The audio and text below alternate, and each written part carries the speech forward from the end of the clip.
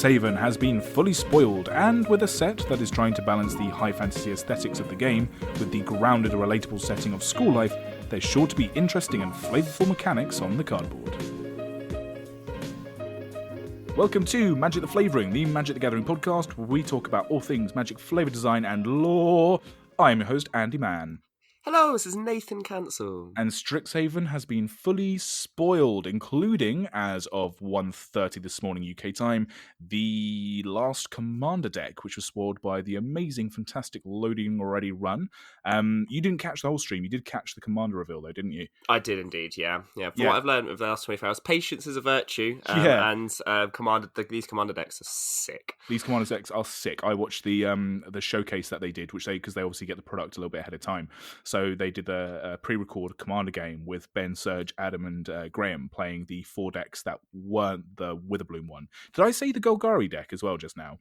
If you did, I didn't notice, which makes me feel like you didn't, because I feel like I would have noticed if you did. And if you did, and I didn't notice, I'm really angry at myself.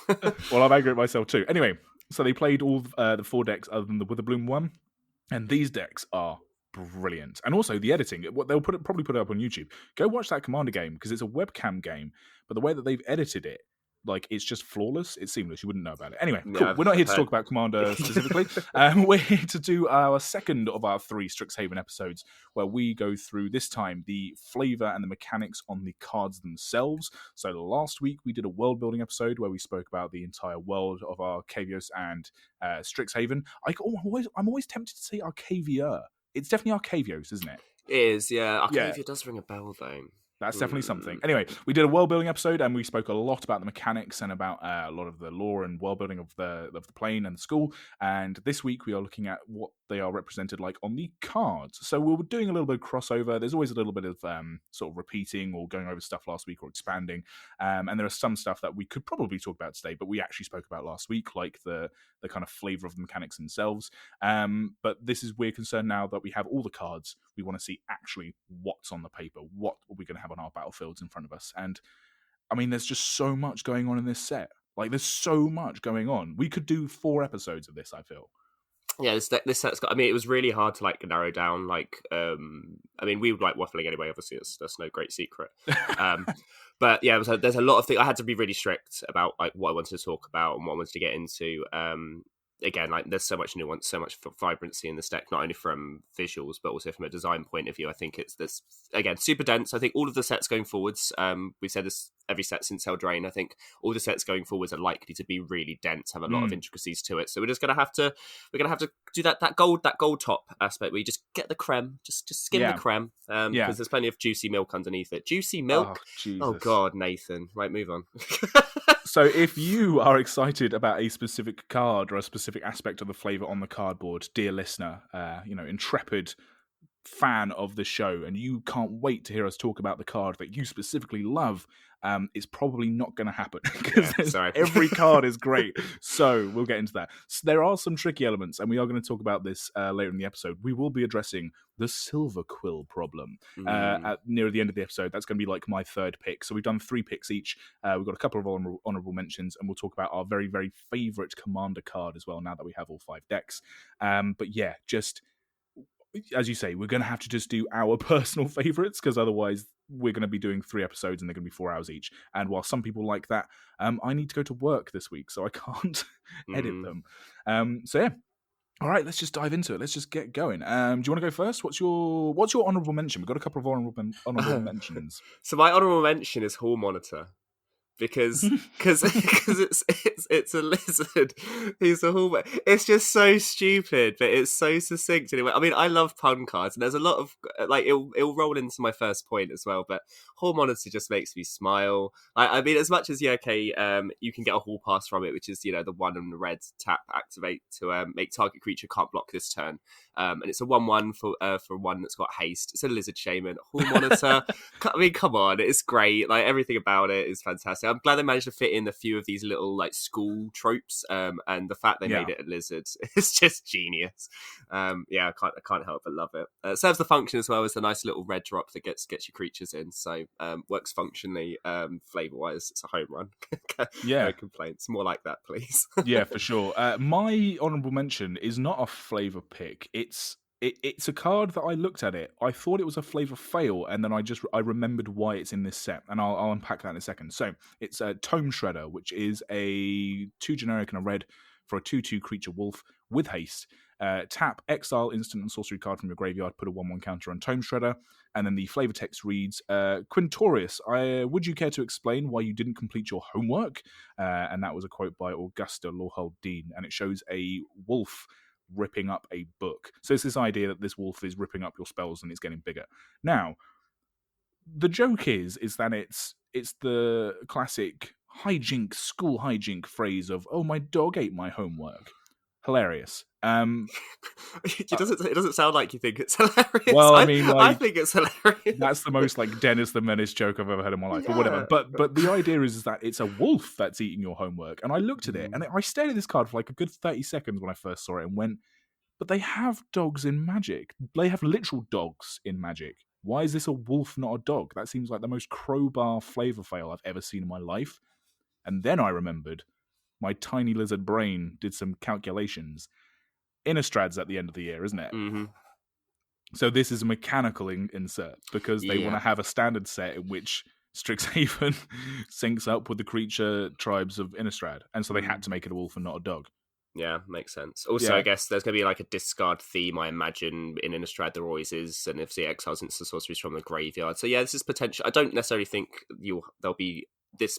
Again, I hope there's a wolf tribal that isn't just werewolf tribal. That also all the cards are going to say like for every werewolf and wolf that you control, like they did in the last set. But anyway, it was just one of those little things where I looked at it and went, whoever did this is an idiot. And then I realised, oh no, I'm the idiot because I don't realise that EDH isn't the only format. Sure. I would also be annoyed if they randomly put dogs in every set. Like, I didn't mind dogs being in the core set because that was like whatever plane that specific core set was around, it worked. I feel like if dog feels like a step too close, right? And I feel like if they put that in everything, it would feel a little bit weird. But yeah. Sure. Anyway, those are our honorable mentions. Let's go on to our proper picks. So as I said, we got like 3 general picks each. They're not necessarily always going to be specific cards. They could be artists or art styles, or maybe just concepts in general, because I can't stick to a format that I like. So there we go. But what's your first flavor pick from Strixhaven? So the first thing I wanted to look at was like the day-to-day cards. And this is like mostly like the learn and lesson cards. The thing I like about these is that this is like flavor specific to the set. It's mechanically specific to the set because, again, like lessons and learn isn't something you can really use outside of Strixhaven. It's a bit gimmicky towards Strixhaven, and it works. And we've talked about this last week, at how mechanically it's all very succinct and and synergistic, and it's fantastic. It all works. What I like from a macroscopic point of view is things like Pop Quiz or Go Blank, and these Pop Quiz versus Go Blank. Pop Quiz is a card that can only really come in this set, and it's an instant 2 and a blue, draw a card, then learn. Now, within the set, learn allows you to go and search for a lesson out of your wish board, as it were, your lesson board.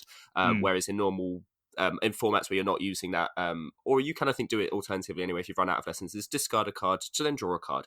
Now, interestingly, mechanically, this is the first time we've ever seen a card that does draw a card, then discard a card and draw a card on it, which is actually quite interesting. Is a really powerful ability at instant to have that access to go, cool, draw a card and then get rid of something and then get another one into your hand. It's quite strong. Go Blank, compared to that, doesn't have anything to do with lessons or anything. This idea that when and I do this all the time in the podcast, of where I'll be in the middle of a thought and my thought will just collapse in my head a little bit. I've either written too much script on the page and I've got halfway through the point and I'm like, I can't remember what words mean anymore. And the idea is it's 2 in a black. You make your opponent discard 2 cards and then exile all cards from all graveyards. A really strong, again, really powerful ability, really succinct. But this idea of just halfway through a sentence going blank, it's synonymous to myself so much. And then there are other little ones that I like First Day of Class. This idea of, and I remember this when I first went to uni, of for the first few weeks before the alcohol and the misery of lessons and lectures caught up with me. I say few weeks, it took a good couple of years before you get to last year and you're like, I don't want to be here anymore. The pressure of education is getting to me. But I remember the first few weeks is every day you're like, oh my god, I get to go and meet my new friends and go and do new classes, and there's +1/+1 and haste to creatures that come in, and then the learning a lesson aspect. Also really cool. Again, I just like the fact of First Day of Class. It just creates it sets the stage for the card really, really well. And again, I'm Yeah. annoyed that these kinds of cards aren't able to be flexible outside of Strixhaven. Some of them specifically, things like Pop Quiz, I think is a nice. It could go in other places, but obviously, again, I don't mind Flavour when it's specifically tied to a plane and tied to the mechanics within the card, because it makes those cards feel like they were curated more, right? Instead of just going generic spell, Yeah. like that's what core sets are for, right?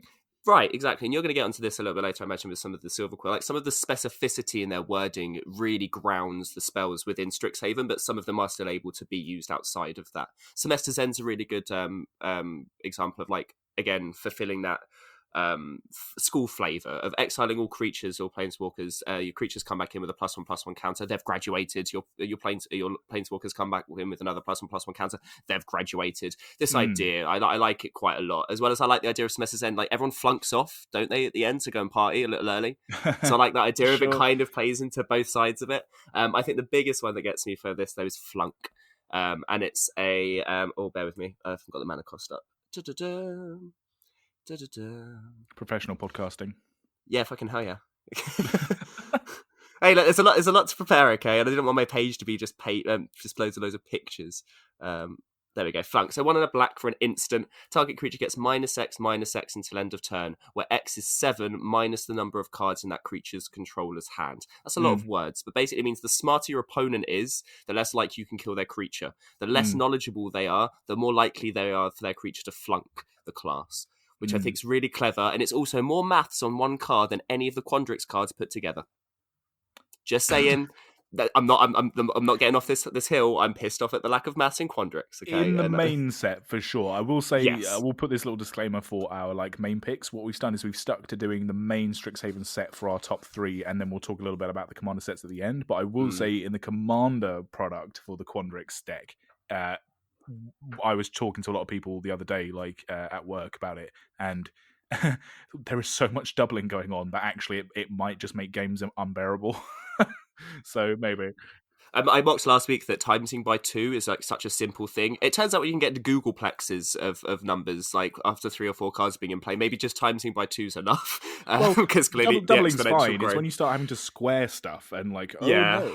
Yeah. And again, this is one thing, good little side note, is that there's some serious flavour in the Commander decks that didn't necessarily get into the main set, which is really strange because the main set feels like it's got a lot of nuance, but there's some really on the nose flavour in the Commander sets, which I really like because it bridges the two together really nicely. Whereas typically sometimes you don't get the Commander decks don't feel like they're from the plane, whereas these Commander decks not only feel like they're really from the plane, they sometimes feel like they represent the other aspects of the colours and the other aspects of the colleges slightly better than they were able to do in the main set, because the main set has to have typical functionality instead of having every card be some quirky off the walls pile of nonsense words. I suppose it ties back into what we were just saying about Tome Shredder, is that it has to function in a larger meta as well. It can't just be super insular. Yeah, it's got to be able to play in standard with other sets going forwards and backwards. And I think they maybe push the envelope slightly too far when you look at some certain cards. We'll get into this in a second on my second pick. But there are some serious aspects of complications of the game that I think is fine that they stopped where they did and they put the rest of it into the command set. So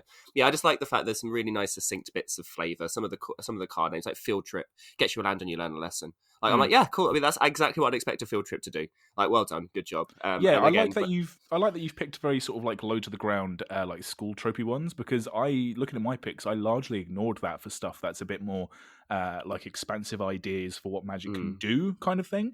But really, that's kind of ignoring the set for what it is, which is what you've done, which is they've taken a load of very relatable tropes and they've really represented them on the cards really well and efficiently as well. And there's very few duds. There are a couple because it's a game and they have to make it function, but for the most part they've really nailed it. Yeah, I think the only thing that I think is a hang up is maybe some of the cards feel very similar to say Kylem kind of looking cards, especially with the stadium in the background. Maybe they feel, I think they're the only ones for me that I looked at. I was like, yeah, cool, whatever, move on. I don't care about that battling arena. See, no, I wonder, because that's a thing that a lot of people have said. And in fact, a lot of people who aren't maybe as invested in the deep lore of it have kind of asked us, in person or on Twitter or on our groups or whatever, is this set on the same plane as Battle Bond? Because it should have been. And I wonder if that's because a lot of the game designers were people really loved Battle Bond. We're not planning to do Battle Bond really anytime soon again. What can we do? this Strixhaven set maybe will have a few aesthetic nods to that, especially because Will and Rowan are there. I wonder if it's kind of like Well, yeah, Battle Bond light for us.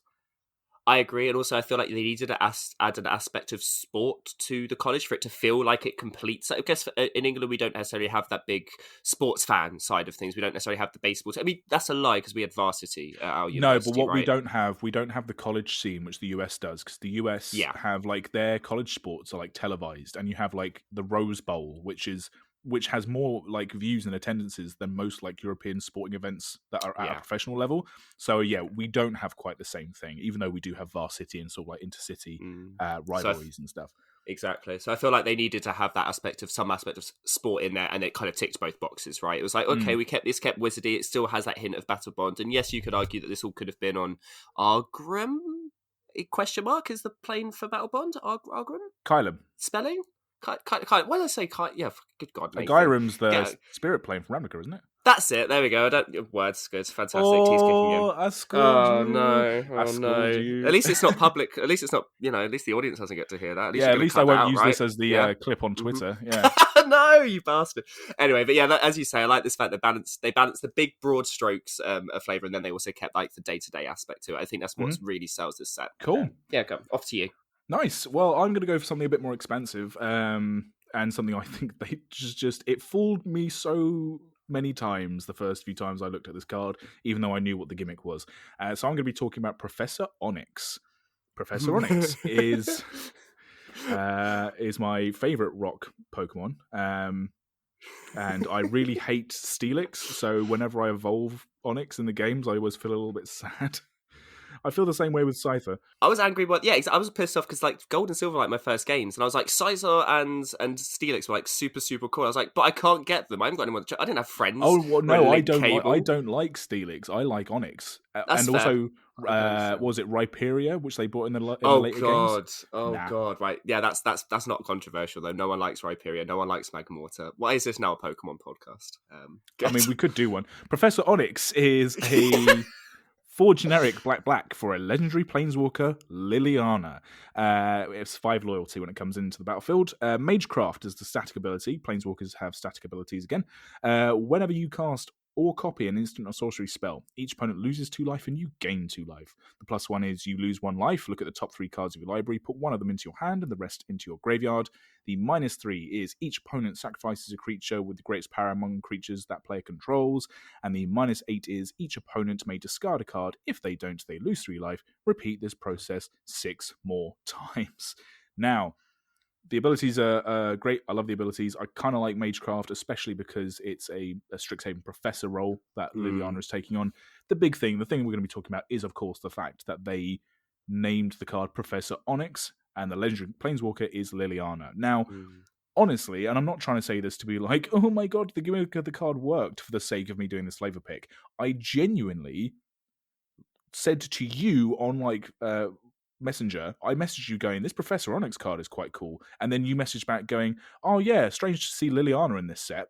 And I had to go back and look at the card. And I did it about 3 more times after that. This is why I Googled, because I had to do, it's funny because my brain did the same thing that yours did. I was like, who the fuck's this Professor Onyx? And I kind of completely ignored the Planeswalker type line and then caught it and then had to like do like the triple take. And then the more I looked at it, because the first time you saw the image, it's not like super, super clear, right? And you're like, nope. Is that Lily? Oh, that is Liliana. Oh, and she's... Okay, I mean, again, we're going to talk about the artwork in a second, but yeah, it was funny because my brain did the whole thing, and then I knew that your brain hadn't quite caught up to it yet, and I was like, yes, we did the journey together. They did again. All it has to do is hide it a little bit, and our brains automatically assume that we know what's going on. We overlook certain little bits of information, and then it's like, oh, what? Yeah, it does just enough to mislead you without it just being like push too hard, because as soon as you go, oh, that's a Liliana planeswalker, then you can move on to like, why have they done what they've done and what that impacts for the narrative reasons. And the thing I really love about this card, and we'll get onto the mechanics in a second, but for the flavor of it most of all, is that the planeswalker cards have always felt more like they are moments in time looking at these characters, because for a character that can span the multiverse and be on any world and whatever, and especially for some of the older planeswalker characters in terms of ones that we've seen for a long time, if every Planeswalker card was just generic Ajani or generic Chandra, they become boring. And we've seen it with those Planeswalker cards where they've just been in like the Planeswalker decks, or they've been in some of the older core sets or whatever, and it is just baseline planeswalker, baseline Chandra, baseline Jace. Box ticking, exactly. Yeah, and you think, fine, if we have one or two of those, obviously you need a baseline for your characters. But once you get to like 3 or 4 of them, 5 plus, it starts to become a bit grating and a bit unnecessary. Whereas those Planeswalker cards, which show them at various points in their life, like Ajani is a very good example of where you've had Ajani Vengeant, you've had Mentor of Heroes, you've had Great Hearted, you've had just baseline Ajani, and at every point, not only does his abilities change, but you can also see where this character is and what they're doing. And it also sort of works into the meta of the game of you're not literally summoning the Planeswalker to come stand by your side. You're summoning the representation of that Planeswalker in the moment, although obviously like the metaphysics of the game are a bit weird. Yeah. So I really loved that this is like the next evolution. Now that we have this named Planeswalker on the type line as a Planeswalker type, if you like, they can start playing around with the name. And I'm surprised it's taken them this long. Like at this point in her life, Liliana is Professor Onyx. That is who she is. She's obviously still the same physical person, but that's who she presents herself as. And I think it's so cool. And I was looking back at other Planeswalkers from mainly more recent sets, at least the past couple of years, thinking, what could they have done this on and it still makes sense as well?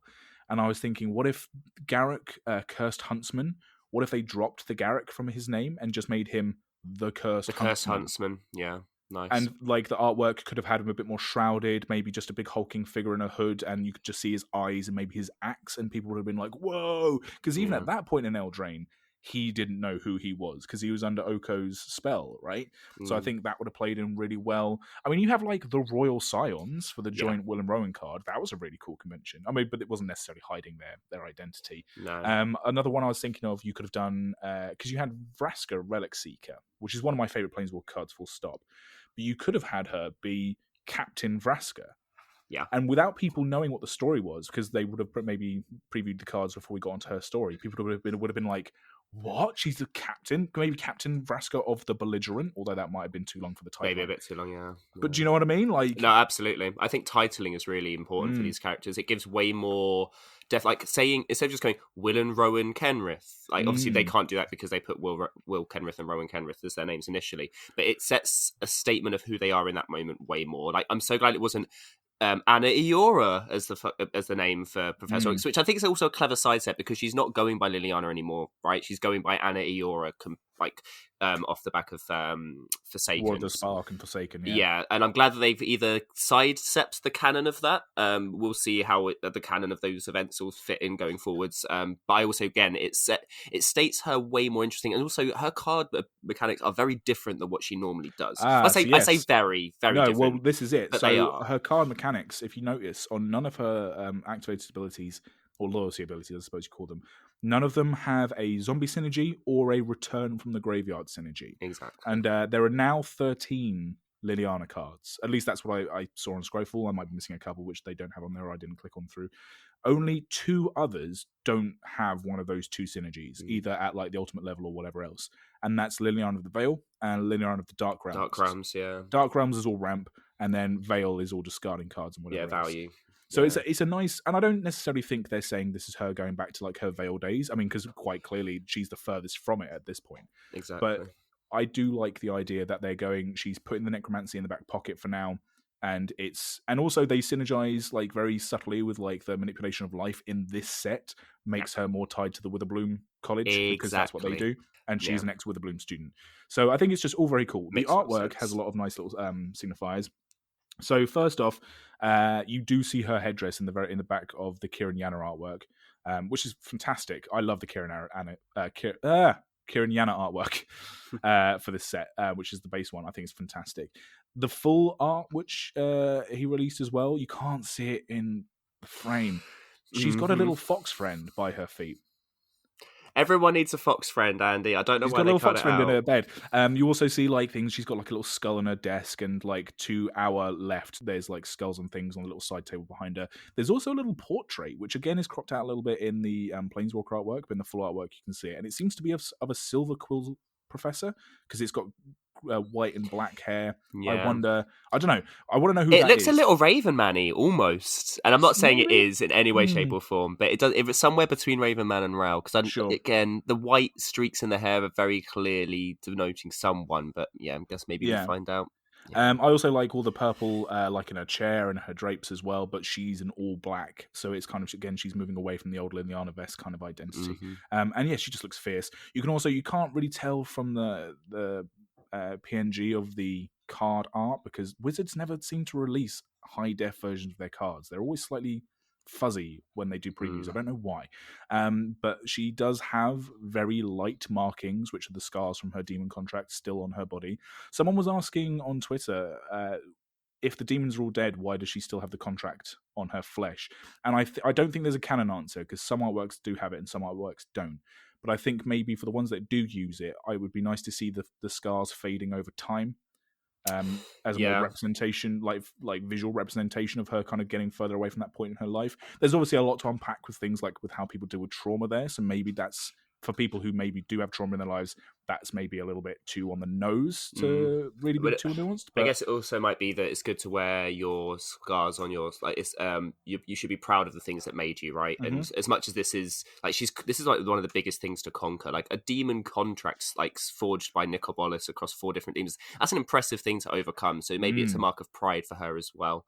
I don't her mentality in this story is her psychology and where she is in her brain space is very difficult to nail down, because she's there in certain elements clearly to try and fix the Gideon killing himself thing and wants to find a way to bring him back. I also think she knows that's not going to work, and she went back to her roots, as it were. I mean, it's weird also to find out that she's from Witherbloom, because it's not necessarily what you'd expect.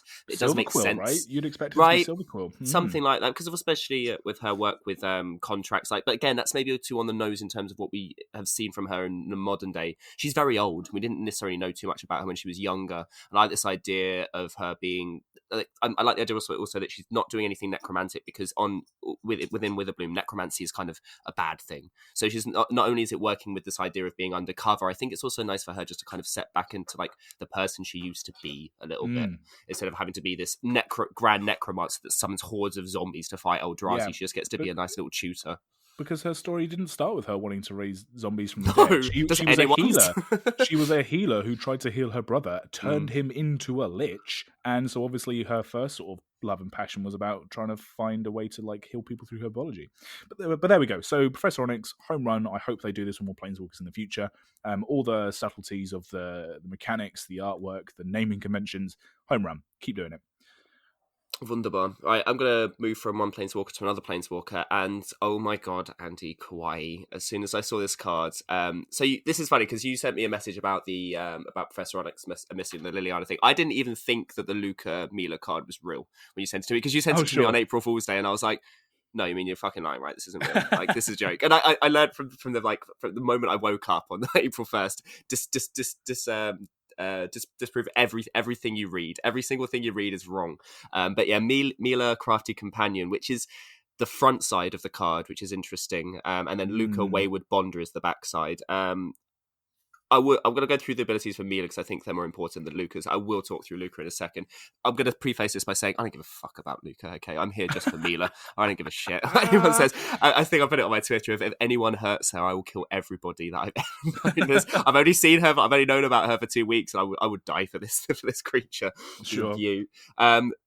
So Mila Crafty Companion, 1 white for a legendary creature fox. Whenever an opponent attacks one or more planeswalkers you control, put a loyalty counter on each planeswalker you control. Whenever a permanent you control becomes the target of a spell or ability an opponent controls, you may draw a card. So it's an interesting that they've moved this ability, the second part of being targeted by spells or abilities your opponents control, from green into white. I think it's an interesting way to have white balance out that you come for me, I protect mine, and I get a benefit from it. I think it plays to her nature within the story anyway, of where she so Luca within the story saves Mila from so she's been trapped under some debris, under some rocks, so he manages to pull them off and save her, and then she instinctively and irrefutably bonds to him. I mean, questions about Luca aside, again, we'll probably get into this, the story side. I think it's really cute that she instantly bonds to him. Like, he has this natural way of not him. It wasn't him forcing himself on her, it was the other way around, like Fox accepting the help. Now, Luca Wayward Bonder, 4 red, legendary planeswalker Luca, +1, so it comes with 5 loyalty, +1, you may discard a card. If you do, draw a card. If a creature was discarded this way, draw 2 cards instead. -2, return target creature card from your graveyard to the battlefield. It gains haste, exile at the beginning of your next upkeep. -7, you get an emblem with whenever a creature enters the battlefield under your control, it deals damage equal to its power to any target. Now, I actually think all of these abilities are really, really, really strong. The fact it plays into this idea of summoning creatures and then using creatures as tools to then gain benefits from them. It's a little callous, and I've, again, big question marks over not. Yeah, big question marks over whether I like him or not. Not sure about that. He might. I think you're meant to. I think the whole point is he's going to have a redeemable arc, and by the end of it, you're like, oh, remember how far he's come? Look how far he's come. I don't know. We'll see. We'll see how they write. We'll see how they write him. Point being, I like the fact they managed to sneak. Wizards keeps finding sneaky ways to put planeswalkers in the command zone. Sure. And I like the fact they put the legendary side on this first because it does allow you to play with as your legend. I'm mostly gushing over the fact that I fucking love Mila and Luca. I think that their abilities work well with each other. I think it's a really interesting, succinct explanation of a character. Now, in a grander scheme of MDFCs, I do think that these two, Luca and Mila, kind of synergize. Obviously, they can't both be in play at the same time unless you're playing standard, in which case they do synergize with each other quite nicely. A lot of them don't. And my big one, and my favourite one in this set is Blex, Vexing Pest. Oh, sure.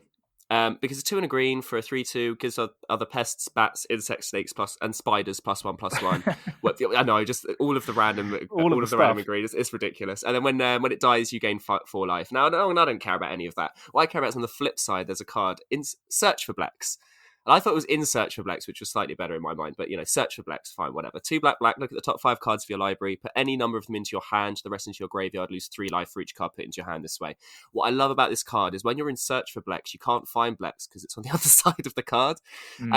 But also the thing that I don't think works with this, and this is like my flavour fail, is that Blex is the front side of it.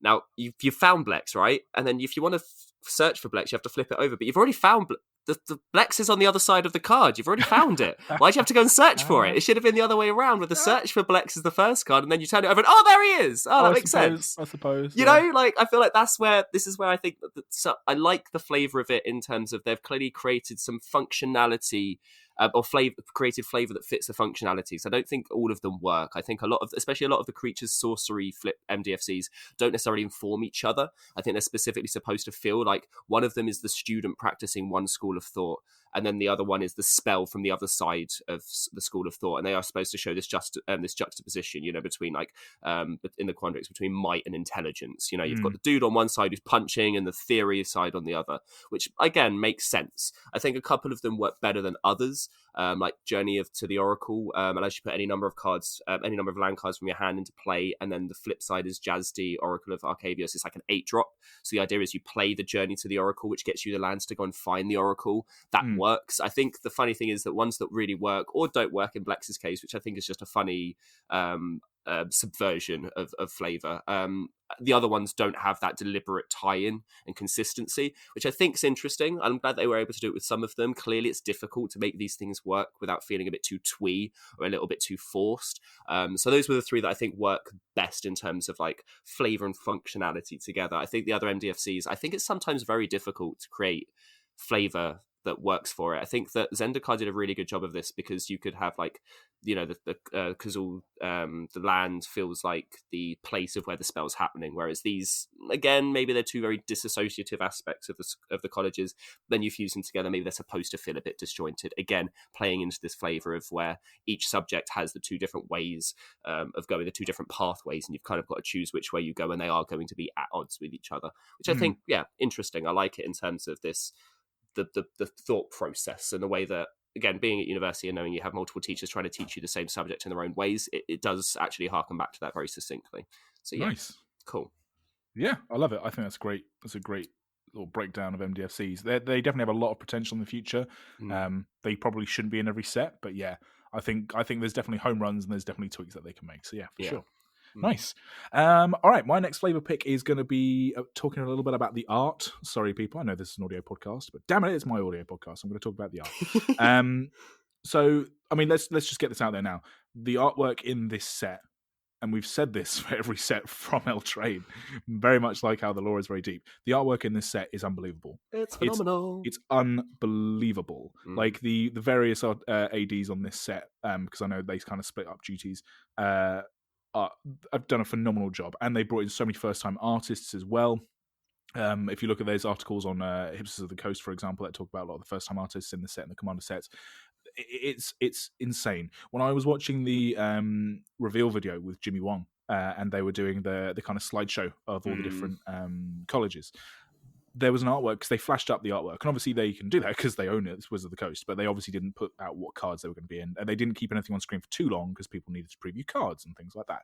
But there was one that flashed up half a second on screen when they were doing the Prismari, and I almost stood up. I was like, "What is that?" And I couldn't wait for it to be previewed. It finally got previewed. This isn't my flavor pick per se, but it's definitely the one that I absolutely adored. 1 second, I'm just going to get it up here. Do you know what's funny is I don't know which one you're talking about because there are so many that I'm like, he could be talking about that one. He could be talking about that one. He could also be talking about that one. Sudden Breakthrough. The art is by Colin Boyer, and it shows Ruther, who's the kind of face student for the Prismari, practicing some like paint magic in the air, and she's got like a magic paintbrush stuck in her mouth, and she's using that with her hands. And the magic she's producing is all 2D, but everything else is like fantasy realism, sort of depth and sort of 3D aspects to it. And it's so colourful, and it's so bold, and it tries to do something new. And that's the same with almost every card in this set. I really defy you to take a look at a card that either doesn't do something funny with like a joke that works with the rest of the card, or like a weird creature type, because there's lots of weird like humanoid creatures. There's like bear professors and lizard professors, as you said, or does something interesting where they just kind of go, no, we don't want it to look like any other artwork that we've got in Magic, and on it goes. Every single artwork is absolutely phenomenal. So Sudden Breakthrough was the one that I was like, holy shit, like we're in for a set with this one. And then the cards got previewed for Jason Rainville doing his 2 Dean cards. So we've got Uvilda, Dean of Perfection, and we've got Nasari, Dean of Expression. So they're MDFC Dean cards. Blue on the front, red on the back. The artwork for these Deans, I can't get over it. I haven't stopped talking about it on social media. I'm building a commander deck specifically with these commanders at the helm, even though, honestly, the Zavai commander from the precon was probably going to be a better pick for the build I'm doing. It's a Zavai deck, but I'm using these people as commanders. And I don't usually do that, despite us being like flavor people for Magic. I don't think either of us necessarily build completely around like an artwork or a theme necessarily. We usually try and build towards it because, we're also players who can't help but wanting to win. Like that's just part of who we are. Sometimes. Yeah, sometimes. Can't help it. But this is going to be one of them. So I'll read what the cards do as well. So you got Uvilda, Dean of Perfection, is 2 and a blue for a legendary creature, Djinn Wizard. So Djinns are back, 2/2. You tap, you may exile for an instant or sorcery card from your hand and put 3 hone counters on it. It gains at the beginning of your upkeep. If this card is exiled, remove a hone counter from it. And when the last hone counter is removed from this card, if it's exiled, you may cast it. It costs 4 less to cast this way. So it's kind of like Suspend, but with a reduction in mana cost rather than just flat casting. And then Nasari, Dean of Expression, is 3 red for a 4/4, a Freet Shaman. At the beginning of your upkeep, exile the top card of each opponent's library. At the end of your turn, you may cast spells. Up until the end of your turn, you may cast spells from among those exiled cards, and you may spend mana as though it's mana of any color to cast those spells. Whenever you cast a spell from exile, put a 1/1 counter on Nasari, Dean of Expression. So it's a stolen strategy, but with also a pump effect for the creature. I can't get over these cards because they are the absolute epitome of what the Prismari are trying to do. And obviously Prismari has been my favorite college all the way through. But even the artwork down to the mechanics, like the blue and the red side, is absolutely perfect.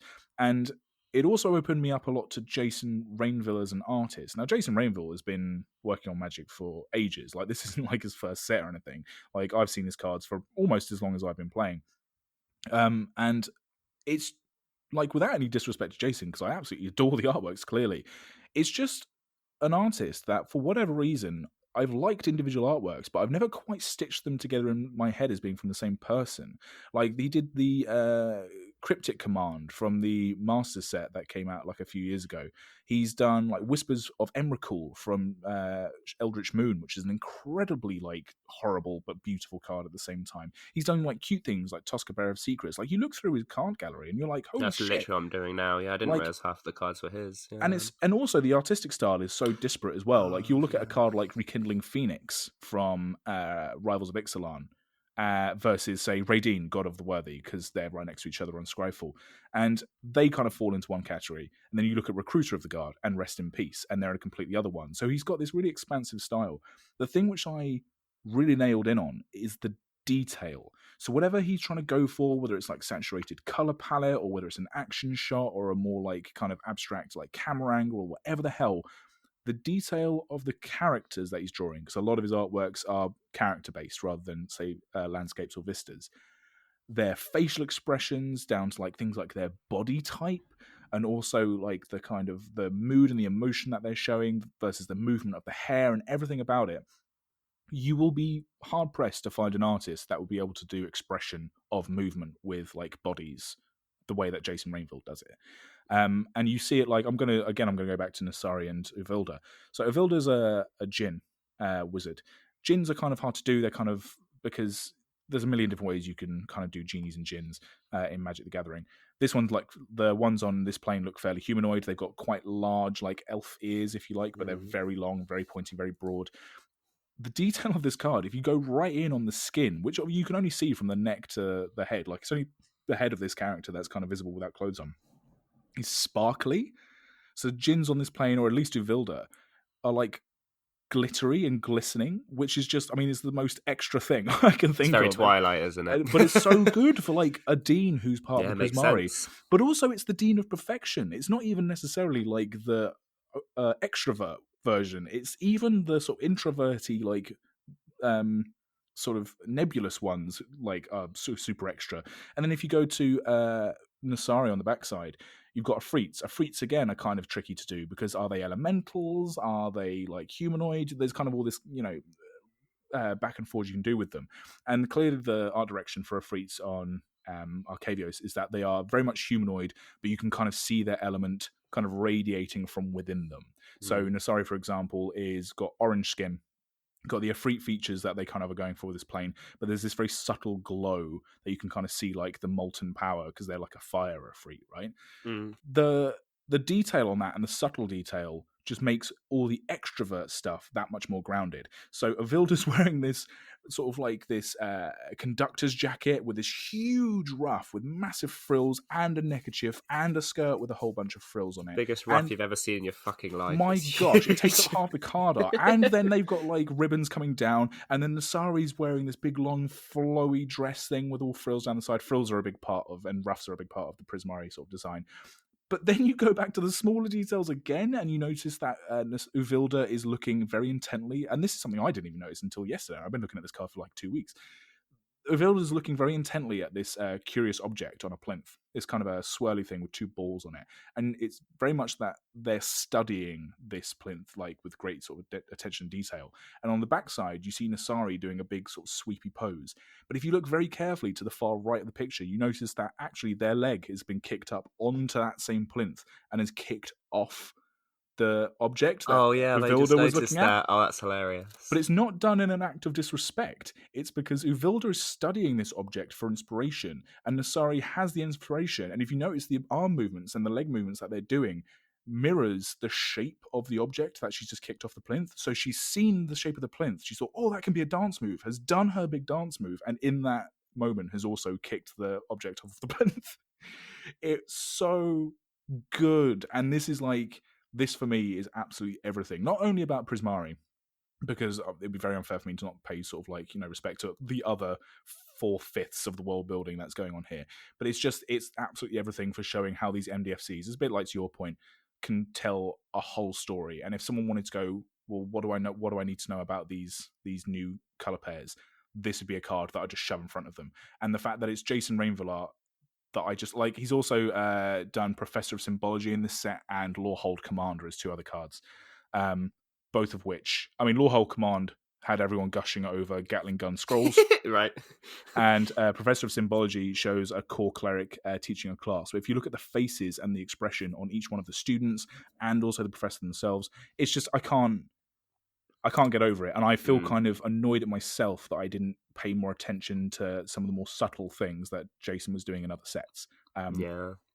I think that's nice though, right? Because it's always there. I think this happens with a lot of artists of where I'll see a card and I'm like, oh my God, like, who's that artist? And you'll be like, what the fuck do you mean, who's this artist? They've done this card and this card and this card and this card. I'm like, oh God, yeah, all right, yep, good. And then you go through like down the rabbit hole, as it were. Like, there's a lot of names to keep in your head a lot of times. And I think this is really, again, as long as each set gives each artist an opportunity to present themselves. Like Johannes Voss had an absolute riot with Kaldheim, and I think there are other artists here that get to really kind of show their abilities, right? And I think it's nice. And again, some of these artworks are just so good. Like people like Raymond Swanland, like we haven't seen that much like non-spiky coming at you kind of artworks yet. All of the elder dragons are Raymond Swanland, and you look across them, their art style is fairly diverse, especially for Raymond Swanland, who usually has a very specific go-to kind of style that works really well. And he's done again a very broad and varied selection.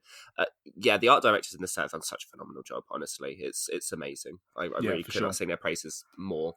I like the fact, the dualities really work. And I guess this is one of the things I really liked when we first saw a lot of the artworks, especially in that showcase, was a lot of the artworks were very polarizing, especially things like the Silverquills. It was very black and white. It wasn't like this goldy effect in the middle. No, it was black and white, and it creates that distinction really nicely. And as much as that could typically go to like a cliche look, it actually creates a nice refinement across the set, and it gives them a really close, nice, succinct identity. So yeah, very cool. Yeah, 100%. Nice. Love it. I will love every second of playing these cards in my Commander Zone. Commander Zone? My God. Command Zone. Good whatever. Job. Foils as well. Foils are going to look sick. I'm going to try. So really I don't know if cards. They're doing the full, like the stretched art, because I think they've gone back to stretched art. I think they are. They are for those ones. I'll be getting foil stretched arts of these. Yeah. No worries. Yeah, for sure. Cool. Well, my next one's nice and simple. It's a nice little throwback to a card that I thought was really cool back in the day, and that's Conspiracy Theorist. The card it reminded me of was Mad Prophet, that was originally printed in the Innistrad set. So it's 3 in a red, 2/2 haste, tap, discard a card to draw a card. Bear with me just a moment, so I'm going to find the original flavor text, because I think it kind of explains why Conspiracy Theorist works for me. Give me just a moment, because it's got brought up the wrong one. Got distracted with Rainville. How dare you? I forget when I'm in like you're in the middle of talking. I'm kind of like going along with you, looking at things. I forget that I've set my tabs up specifically. Sure. Cool. The Avacyn Restored flavor text is: "There's no heron in the moon. It's a shrew, a 5-legged shrew with a voice like whispering thunder."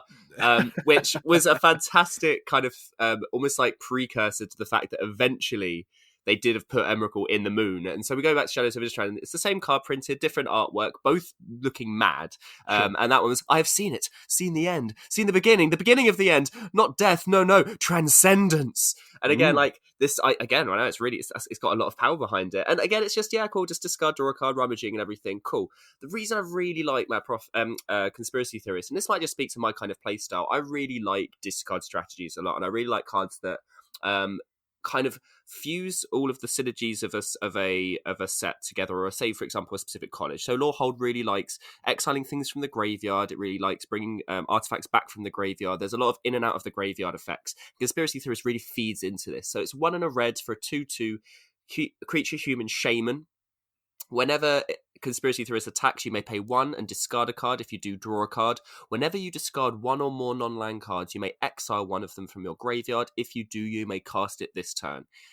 That's a really strong 2-drop. And what I like about it is it informs the mechanics of the set. It gets things into your graveyard to get back out. Again, it pulls things out of your graveyard into exile, triggering all of the different Lorehold notes automatically. But again, I like this idea of when it attacks, when it gets really into it, he's got this crazy idea, and he throws logic out, right? You know, you pay 1, you discard a card, you throw logic out of the window, and you pull up this ridiculous theory, and you draw a card. But no, you don't just throw out the logic. No. You throw out the logic, but you also exile it, which is because it's crazy, right? The thought would be crazy, that stupid thought over there. That's so crazy, but I'm going to bring it back, and we're going to fuse both of these ideas together into this crazy idea together. The card that I drew from discarding the idea and then bringing that idea back from exile, for me, that speaks I mean, I've watched a lot of crazy theorists, and I kind of like annoys me like crazy theorists that sit there and go like talk about skinwalker ranches and things like that. I mean, again, I'm not against the fanciful ideas of the world, but I kind of like there to be a little bit of proof, and conspiracy theorists seems to undermine that like brilliantly by me going, yeah, I love the idea of theory crafting, especially baseless information theory crafting. I think conspiracy theorists plays into this Red's fervence, this kind of Burgee area, right, of storytelling, getting too caught up in what you're doing. It doesn't. I mean, obviously, it doesn't hurt the conspiracy theorist goes into this Burgee deck. I'm going to create a verbose storm Burgee deck that's just people chatting shit. That's what the deck's essentially going to be. It's just people chatting shit. Oh, interesting. My copy of Burgee is going to be going into my Prismari deck for very similar reasons. Yeah, so again, like they've just done such a good job on some of these. And again, we've spoken about this for a couple of sets. Red cards for us, especially this kind of verbose red, not eloquence necessarily, but this verbosity, this need to talk and express oneself.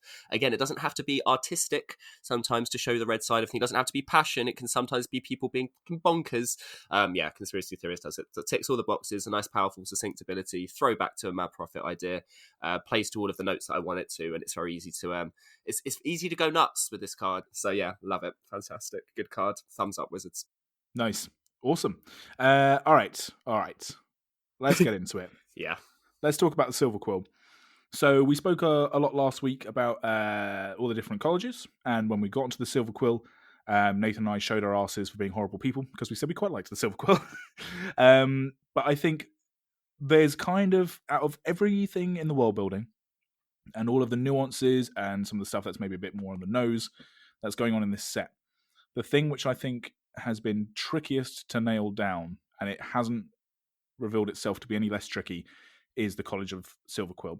So when they first released the set details and the kind of flavor of the set, and they started sort of drip-drabbing all the different colleges out and whatever else, people were very excited for the Silverquill because they definitely didn't look like they were going to be super good guys. Like, they were definitely going to be the more sort of snidey of all the colleges.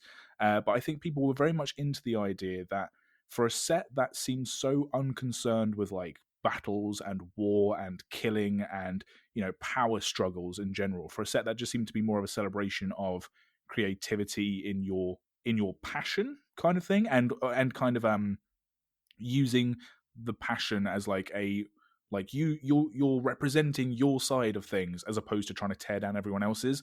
I think people were then ready to kind of go, okay, we can kind of buy into these people who, like, they have sharp fashion, they have sharp tongues, and even sharper wit. You know, like, that's it. We're all in for it. And there are going to be nuances. There's going to be shades of grey.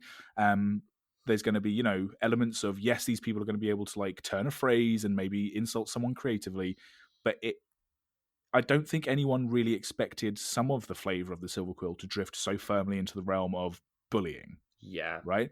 And unfortunately, there are certain aspects of the Silverquill specifically which definitely seems to lend itself to, these are the bad people. This is the college for people who aren't very nice and use magic as a way to not be very nice. And I kind of feel that whilst this was on the flavour, and this was also compounded with you referenced the first half of Mark Rosewater's like sort of behind the scenes of Strixhaven article last week. He did release the second half this week, and in that article he ran down what they wanted to achieve with each of the colleges and what they were thinking about things at different parts of the design stages. And one of the things that he and Doug Bayer were talking about with the Silverquill was this idea that if they were good with words, they could be the fastest with words and potentially then make very good instructors. And there's an organization in the US called the ROTC, which is the Reserve Officer Training Corps, which is a military organization. And now I don't want to get into a debate about like the moral pros and cons of like the military complex worldwide. That's a debate for people who want to like look at the expansion of human history and advancement.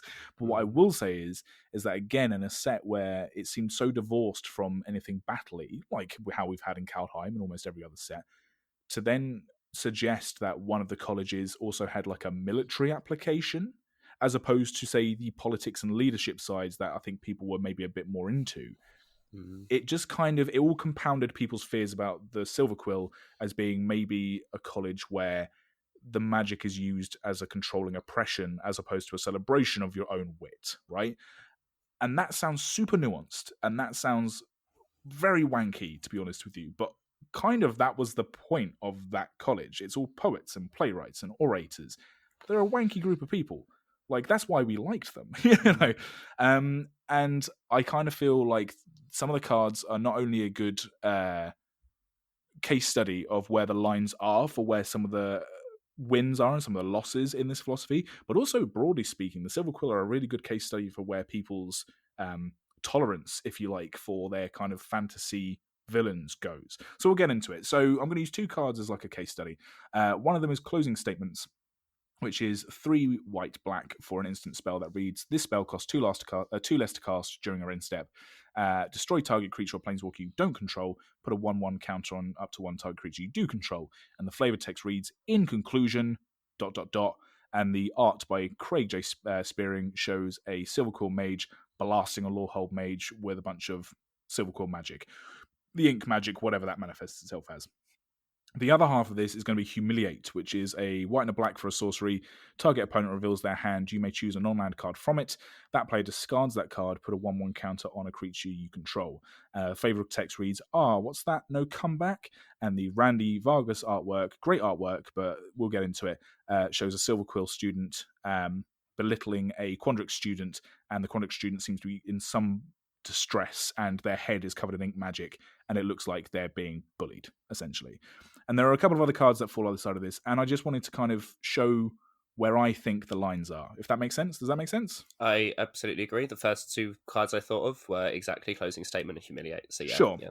So Closing Statement is a great card. It's a fantastic card, and it's, I think, the key thing that's going to be going through here, and this is going to be very like reductive of me to sort of like present it like this, but I think it's the easiest way to do it. This card is just straight up funny. To me, some people might disagree, but I think this shows a lot of wit. So the idea that this costs less if you do it during your end step, the card is called Closing Statement. Like, that in itself is just very flavorful and very like cool idea that you get a payoff for this being the crescendo to your argument rather than like just using it straight off the bat. The destroy target creature or planeswalker you don't control. The word destroy, when it's said with some sort of wink and levity, is quite funny, and we'll see this again. The word destroy is used on another card called Shadewing Laureate, which is white hybrid black for a 2/2 human warlock creature flying. Whenever another creature you control with flying dies, put a 1/1 counter on a creature you don't control. And the flavor text reads, would you prefer I destroy you using prose or verse? Like, that's funny. Yeah. Oh, you got destroyed. Yeah, Yeah, it doesn't. it's that idea. Yeah, exactly. Yeah, exactly. The idea as well, what I quite like, and where I think some of the lines sort of are divided up, is that the closing statement pumps, whilst yes, it's a removal spell, that's like function of the game, it also buffs your own creature, right? So it puts a 1/1 counter up to target creature control. And this very much seems like, although it's a Silverquill student using their magic for combat, it very much seems like it's the crescendo to something that they've already done. That's the whole point of the card. In conclusion, it's a funny flavor text, and I think just everything about it just suggests that this was a very performative act. And also, there it stood in a courtyard, but we do know this from like the Strixhaven stories and from a lot of the artwork that the students do like duel each other and battle each other. And this very much seemed like this was a face-off between two students. This wasn't one student like belittling another one. If you compare and contrast all those things to Humiliate is a discard spell. Like, that's always seen. The language of discard spells and magic is that you're literally tearing apart someone's mind. The artwork, it's great artwork, but it's maybe too good. The fact that the Quandrix student on Humiliate looks like they're being actively like tortured. Like, they're not happy. This isn't someone who's dueling another person. This is someone who's come across their bully in a hallway and is being bullied by them. It's very tricky. much behind closed doors. It's in shadow. It's almost like he's checking to see if he's being noticed, like the Silverquill mage, which shows that what's happening. Like, it could even, and this is the funny thing, is I could even argue that this is maybe like, this could have been the dean, right? You could even argue that this is the Black Dean doing this to a student, because the Black Dean is another really good example of a card that actively punishes the students for learning. And there's a line of when you read into the flavor, if you're like, where is that? Like, it's almost like Whiplash, right? It has that Whiplash feel of where the only reason why he's not like a massive antagonist, and he is the antagonist of the film, is because the protagonist rises to meet him, and then it becomes a battle of wits. Whereas in a school circumstance, that's not okay. And Whiplash is one of like the more psychologically like damaging kind of films that I've seen recently, because it does a really good job of breaking down the protagonist. And it shouldn't have that, to have the difference of these two things right in the same set is really confusing, because there's a card Fracture that's a black and a white instant destroy an artifact, enchantment, or planeswalker. A shard of glass being split, loads of agonizing expressions on it. The Flavour is, that's Ecstasy's spell. That's the antagonist of the set spell. And yet I put Fracture and Humiliate almost in the exact same frame. Yeah. And I'm specifically thinking that Humiliate could have been the dean or another student doing it. And there shouldn't be that kind of blur between your antagonist and protagonist. It's hard when Ecstasy is clearly a white-black mage and Silverquill is the white. And yes, okay, there was even Tempt for the Auric or whatever it is that shows... it shows... oh, God, I forgot his name. Is it Kieran Yu? Kieran, yeah, Killian. Yeah, it shows Killian being kind of almost tempted by the Auric, exactly. Again, the spells within the set show Killian to almost be justified, because his dean, who is a bastard in his card, and a bastard on the card, is it Humiliation, Ultimate Humiliation?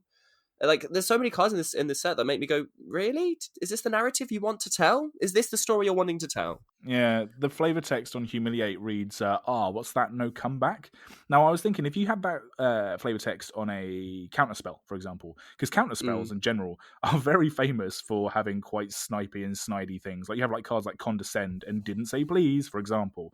On a counterspell, it wouldn't seem as egregious, and I think a lot of that is to do with the fact that on counterspells, it's you stopping an attack or an attempt for someone to kind of come at you. You're countering the thing, and that kind of just inherently in the flavor of magic suggests like a post riposte, like a you do this, I do this kind of thing. Which Humiliate is you going after someone's hand, and it's very much a proactive act. Another card like this, which falls into this category, and is another example, is Spiteful Squad, which is 2 white-black. For a human warlock, 0/0, Death Touch. Spiteful Squad enters the battlefield with 2/1/1 counters on it. When Spiteful Squad dies, put its counters on target creature you control. The abilities don't matter too much to me. The flavor text is, don't you know first years pay a toll to walk through here? And it shows 3 Silverquill mages looking at you, the first year, through the card art. And it's an aggressive act where literally give me your lunch money. Give me your lunch money. And it's just, there's no wit. There's no fun in this card like there is in the rest of the set. There's no sense of like, well, this is like a joke or with a wry smile. This is a group of students going after another group of students. This isn't like a duel. And I think one of the things I put down here, which is maybe a bit more nuanced as well, is that a lot of the good stuff about the Silverquill seems to be about them being performatively showing off how great they are. Like, there's Arrogant Poet. There's a human warlock in this set, which has the flavor text, I would be kinder to my peers, Professor, but I simply don't have any. There's no... well, that's great. There's no sense of him, like, singling someone out or bullying an individual person. He's just incredibly confident in his own abilities, which, whether you're a white mage or a black mage in the Silverquill, seems to be the way to go. The artwork, by the way, as an aside, on Arrogant Poet, is by Billy Christian, and shows the Silverquill student flying on ink wings with ink magic making up the body of the wings. Ooh, go check out that card. That's the thing, is Silverquill look really, really cool. That's the thing, is when you look at it and your eyes go, oh, that's great, and then you start to break it down, you go, oh, that's not so great. So I think, without like sort of beating over head again and again and again, I think that's where a lot of the issues with the Silverquill come, is that if it's a card which shows them being arrogant and narcissistic and super confident in their abilities because they are so witty and the power of words they have such a command over, and they're said in the lore to be incredibly well put together students in general, I think people are in for that, because you can have the fantasy of going, well, you know, I was a nerdy like book reader at school, like how can I use that to be powerful and to be like expressive?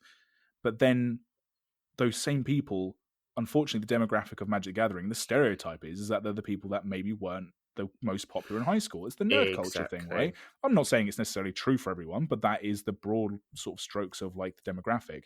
So to turn people who were so excited to be like powerful wordsmiths into the bullies of the set, is just not the one, I don't think. And Yeah, I I think that's agree. how it's represented on the cards. And that's why people felt upset by it.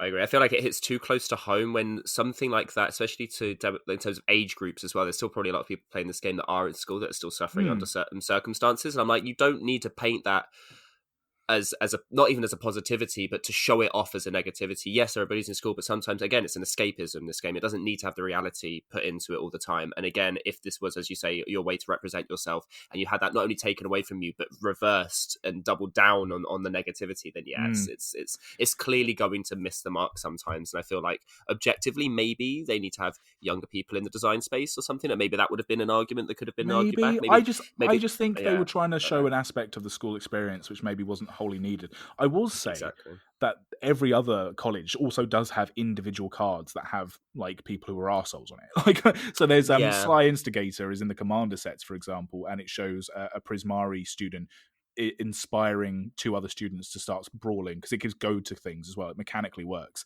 and that is fine and almost clever in a way because it's like a single like aspect of using an ability to show a moment in time, but it just doesn't. It clearly for the other four colleges didn't need to be their trope, but for the Silverquill, it seemed to be tacked on to the end. And there are still other great cards. You've got like Dramatic Finale, Silverquill Apprentice, for example, Exhilarating Elocution. These are all cards that when people were maybe going through the discourse on social media and were saying, I didn't want to be like part of the bully college, people were like, no, like don't throw the baby out with the bathwater. There's that horrible stuff, but there's also the stuff which you did love initially about the Silverquill in this set, which makes it all the more kind of weird, I think. Yeah, there's a lot of bathwater. And again, none of the others had a specifically negative connotation to them, whereas it's almost like they lead into it. And it's like, well, was there no other way to find this to work? And again, why is it black-white that are the douchebags, right? Yeah, there was that argument as well. So I think that's where I land. I still really love the Silverquill for all of their qualities, and even for like their nuances of being maybe a little bit twatty, but arrogant. I like my people to be arrogant. I don't like it when they're bullies. I think that's where I'll leave that. Yeah, for sure. There is a broader sort of just thing. I won't get into it too much because we could do a whole episode, I think, on this very subject. But I just do think it's very interesting what you were saying about how, you know, where the lines are with people's lived experiences. Like this is something that people are maybe currently going through. And it's funny how in context for your set is everything. If you had a card like Humiliate, say in a Ravnica set done by like an Orzhov guild member, you wouldn't have maybe batted an eye at it. But because it's in a school setting, in a very real sort of relatable sense, it does become a problem. And I think one of the best cards I can think of an example of, you know, context matters about your world building is we literally have like a eugenicist death god character in the form of Yawgmoth, Thran Physician. And what's the meme that everyone talks about Yawgmoth? Super sexy Yawgmoth. Stupid sexy Yawgmoth. Because he is. He looks he looks but really forget sexy. the fact that he like is a eugenicist and he like does experiments on whole societies and kills people and becomes literally a god of Phyrexian death later down the line. He's a sexy lad. We like him. And you want to this is before he did all of that stuff. like he was cool back then. Exactly. But because it's within the realm of like high fantasy or sci-fi fantasy, or even something as relatable as the Guilds of Ravnica, because you went in knowing this is like an exaggerated version of like a real world city with these guilds that like you have the banks and you have the military and you have like the nature people and all this kind of stuff, but they're all going to be like exaggerated fantasy versions of them. People were able to live and even like the villains, or like, you know, I love my Karlov deck. People love being the Rakdos. The Rakdos are fun. They also kill people on stage for fun. But that's fine. But when you start putting it into the school setting, and I think Wizards maybe misjudged how if you market your set to be like, look how relatable this is, and then you put in some maybe near the knuckle stuff, people are going to relate to it the way that you wanted them to, which is to say very closely. And yeah, maybe not in the fantasy card game. Yeah, the closer you get to home, the more sensitive you have to be, and maybe they just got a bit bullshit and took a step too far, which is fine. Indeed. Again, as long as they learn from it, and then it's not an issue. I would be interested to see where they go from this. Again, Silverquill, I would say, I don't think it's all doom and gloom. I still really love them. I would say it's just maybe 60% good stuff, 40% yikes. So there we are. Yeah. Cool. I don't want to end this episode on a down note, so we're going to be talking about our Commander 2021 picks. Commander, as we said at the top of the episode, there is so much going on here, and like, because it's a Commander set and not a standard set, I think they have been able to push the envelope. So we're gonna just do our top top card, because if we don't do our top card, we'll be here for another hour talking about how every card is awesome. So, Yeah, we could Nathan, have done a whole episode on that. go Well, ahead. I What's your top mean, card? like elephant in the room. They made a fucking chef planeswalker. I'm not planeswalker, legendary creature. And we were so desperate for something, and it's so funny to think that they'd already made this card probably 2 years ago. I mean, not that anyone from Wizards listens to our podcast, likely, but it's that idea of we're going, please give us something, and it was already here. Yeah. And it's fantastic. I'm not going to say the name without smiling. Guillaume Master Chef. And Guillaume might be slightly, I don't know how close to gourmet they want to make it. I'm going to say Guillaume because that's as close without being exactly the same. 2 black, green for a legendary creature, Troll Warlock. A 5/3 trample. At the beginning of your end step, create a number of food tokens equal to the number of non-token creatures you add into the battlefield under your control this turn. 1 and sacrifice a food. Target creature gains indestructible at the end of turn, tap it. Amazing. He cooks delicious. So what I like is the more people that show up, the more food he cooks for you. Yep. And when you cook your food, it's so good because he's a master chef. He's so good that you essentially regenerate, because that's what essentially what the clause is. That is just so good. I also really like the fact, and this is a slight note, that things that like mentor and food becomes deciduous in Commander Price, so we can see keywords from other planes in again, you couldn't fit everything into the Strixhaven set proper, so it was a good way to kind of go, yeah, we can still do food in any set, no matter what the set. It has. I love how it's the school chef. You got a school chef in there. It's the one part that I didn't actually know was missing from the school outline. And also, I don't know, because I don't think school chefs are necessarily master chefs, right? You don't become a master chef and go, all right, I'm going to go and cook at my primary school. I'm going to show those kids some Michelin star restaurant quality food. They'll appreciate it. So yeah, I think that's an interesting note. But I just can't believe though. It is a premiere. It is the hype, kitchen at right? Oxford and Cambridge is probably stacked with some Michelin stars. That's a very good point. Actually, I do watch a lot of MasterChef. They do tend to go to colleges and places like that to do their finals week chefing. So yeah, fair enough. Okay, cool. Yeah, take it back immediately. In general, can't believe they did a chef. Can't believe they did a chef. It's so simple. It's not particularly complicated. It all works well together, and it ticks off the box that we wanted. We need some more gourmet in the kitchen. Also, interesting that it's black green. I know, obviously, food, because realistically, killing things and then cooking it and then eating it, that is as black green as you could possibly get. I know we probably would have put some aspect of maybe, I don't know, red in there, but I mean, again, I'm not complaining. Yeah, I think we did. I think when we first sort of pegged our ideas, red was definitely in there, but I don't dislike it. I think it's very cool idea, cool colours for it. Yeah, very cool. I'm interested to see if they give us a different food token based on Eldraine. Sorry, not based in Eldraine, because the Eldraine ones had a wide selection, everything from pig's head to pastries, which I think maybe showed too much of a smorgasbord of different cooking styles in a plane that hasn't got past gaslighting. But yeah, I'd be interested to see what food they show for his food tokens, if they show a varied amount or not. Sure. Well, I mean, the treasure tokens for the Prismari, because the Prismari have treasure-like synergies, kind of weirdly. They do, the artwork does seem to make them fit a lot more with what's going on. Looking forward to it then. So my card, I was so strict with you, both on the outline and in this episode, literally on air, about how we need to pick one card. I've picked 2. I'm such a dick. They're the same card. So my 2 cards are from the Prismari Precon, because obviously I'm predictable. And it's Inspiring Refrain and Rousing Refrain. So Inspiring Refrain reads 4 blue. For draw 2 cards, exile Inspiring Refrain with 3 time counts on it. And it has suspend 3 with 2 and a blue. So you can exile it with those time counts on it. And then Rousing Refrain is a sorcery again. Is 3 red for add red for each card in target opponent's hand until the end of turn. You don't lose this mana as steps and phases end. Exile Rousing Refrain with 3 time counters on it, and it has suspend 1 and a red for suspend 3. So the artwork by Izzy is the same quartet. It's a magical string quartet, and Inspiring Refrain, they're playing blue magic, and Rousing Refrain, they're playing red magic, because of course they are. It's a refrain. It's literally a musical refrain. So a refrain in music is a sort of a few bars of music, or it's a few notes, stylistically. It can be either exactly the same piece of music, or it can kind of pay homage to it. That comes back over the course of a piece of music, kind of ties the whole thing together, because the same sort of sequence comes in, or the same few notes come in to kind of denote a sense of completion or a beginning and end, or musicians use refrains for all different kinds of reasons. But the idea is that it comes around again and again and again. Suspend is obviously a fantastic idea for that, because it's one of those mechanics flashback or whatever, or rebound, where the spell repeats itself. But these spells, if you cast them just for their hard cost, exile themselves to suspend themselves straight away, which means that when they come back with if you just suspend them and they come back, they still exile themselves, and then they come back again, and then they go and they come back, and they keep round and round and round it goes. That alone would be like home run. I wouldn't have given a fuck what the cards actually did if they just did that exile itself with the suspend, because they're refrains. The fact that the inspiring refrain draws you cards out of your deck, so literally gives you new ideas to play with, and the rousing refrain gives you extra mana, so give you extra energy to bolster yourself to do these new ideas. Perfect. Just perfect. Home run.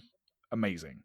So, and I can't believe that the two things that we've wanted for the past 6 months of us talking about I was going to cards, say, we wanted a chef, and we wanted music/performing arts to be represented in a non-combative, non-entrancing, non-manipulating way.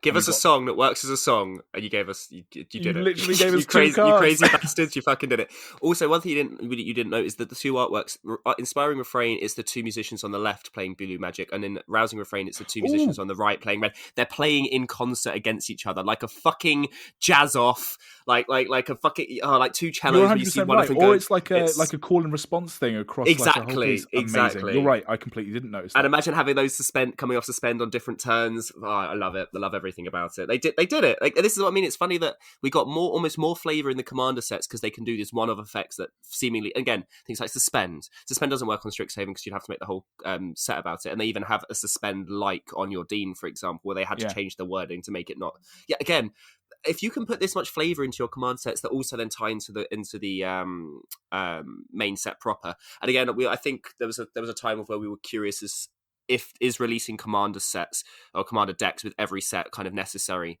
And I feel like this, especially when you do the command set that allows you to make all the new cards, this is a perfect example of, yes, this is why you tie them together, because it allows them to inform each other so much better. It's not always going to be like, oh, I guess more of the same mechanics from the set. It's like, no, they're going to do mechanics we haven't even seen in 10 years. Yeah, very good. It's really encouraging. And again, they've ticked boxes that we've wanted. We need to make more boxes, Andy, and then we'll have more of our wants and needs fulfilled. Sure, well, give me a Centaur Planeswalker. Okay, cool. Right, yeah. Also, you just want your Werewolf Legend, which is definitely already happening this year as well. You're going to have nothing to complain about by the end of the year. What the fuck are you going to do? If I don't get a Werewolf Legend at the end of the year, I'm going to quit Magic. That's fair. I completely understand. If we don't get Runo, because everyone's like, oh, it's going to be Sorin marrying Olivia. I'm like, give me the other progenitor. We've had Olivia, we've had Sorin, we've had Anya. Give me Runo, give me Rumo Strongkirk. For the love of God, wizards, do it, make it happen. So, I want Runo too. Yeah, if people keep saying Sorin to me, and I'm like, I don't know. No one cares about Sorin. He's like going to be the most Oh yeah, he's going to be the most boring group. Imagine his speech at the wedding. It's going to be so fucking boring. Also, what are we doing? We've gone from celebrating Strixhaven to complaining about a set that hasn't come out yet. A set that I'm really looking forward to. It's us. Yeah, that's it's Magic players, isn't it? Fantastic. All right, cool. All right, I need to go and start drawing up plans for our Pokemon podcast. So I think we should absolutely cool. I like it. Awesome, guys. What almost certainly was the card that you enjoyed that we didn't talk about in this episode? Please let us know via our social media outlets. That is Twitter at mtflavouring. My personal Twitter is at AndyManface. Nathan's, yours is at the Fox in the Moon. Emails go to mtflavouring@gmail.com. We haven't done this kind of call out for a while, so we'll do it now. If you are listening to this podcast and you enjoy this podcast, whether you're a new listener or a long-time listener, please do tell your mates about it and tell your friends or people in your play group. Now that things are starting to open back up again, the light, I'm still a bit more trepidous about it. I don't know if that's dubious. the word. Dubious about it. But the idea of the light at the end of the tunnel is finally approaching. So hopefully LGSs and things will be able to open up their doors again. So if you've been listening to this podcast over various lockdowns or whatever, tell your friends if they enjoy Forthos stuff. Or even if they don't, because as soon as they hit play, we get the download number. So it doesn't matter if they listen all the way through. Honestly. Cheers, thanks for listening. Yeah, thanks. And also, if you are listening to us on Apple Podcasts or iTunes, those reviews actually do matter.